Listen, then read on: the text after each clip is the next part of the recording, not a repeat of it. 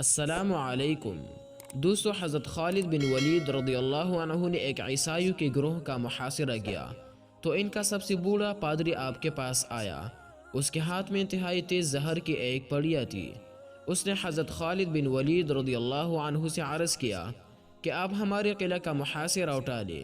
اگر تم نے دوسرے قلعے فتح کر لیے تو اس قلعے کا قبضہ ہم بغیر لڑائی کے تم کو دے دیں گے۔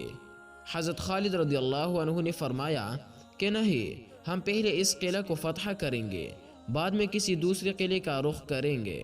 یہ سن کر بوڑھا پادری بولا، اگر تم اس قلعے کا محاصرہ نہیں اٹھاؤ گے تو میں یہ زہر کھا کر خودکشی کر لوں گا اور میرا خون تمہاری گردن پر ہوگا۔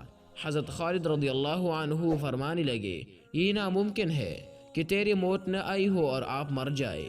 بوڑھا پادری بولا، اگر تمہارا یقین ہے تو لو پھر یہ زہر کھا لو۔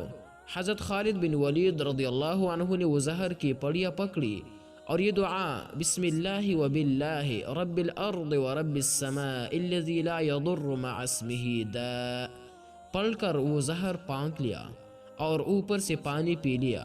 بوڑھی پادری کو مکمل یقین تھا کہ یہ چند لمحوں میں موت کے وادی میں پہنچ جائیں گے، مگر دوستو وہ دیکھ کر حیران رہ گیا کہ چند منٹ آپ کے بدن پر پسینہ آیا، اس کے علاوہ کچھ بھی نہ ہوا۔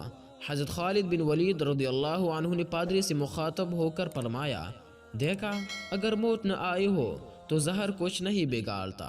پادری کوئی جواب دی بغیر دوستو اٹھ کر بھاگ گیا اور قلعہ میں جا کر کہنے لگا، اے لوگو، میں ایسی قوم سے مل کر آیا ہوں، خدا تعالیٰ کی قسم اسے مرنا تو آتا ہی نہیں، وہ صرف مارنا ہی جانتا ہے۔ جتنا زہر ان کے ایک آدمی نے کھا لیا، اگر اتنا پانی میں ملا کر ہم تمام اہل قلعہ کھاتے تو یقیناً مر جاتے، مگر اس آدمی کا مرنا تو درکنار، وہ بے ہوش بھی نہیں ہوا۔ میری مانو تو قلعہ اس کے حوالے کر دو اور ان سے لڑائی نہ کرو۔ چنانچہ دوستو وہ قلعہ بغیر لڑائی کے صرف حضرت خالد بن ولید رضی اللہ عنہ کے قوت ایمانی سے فتح ہو گیا۔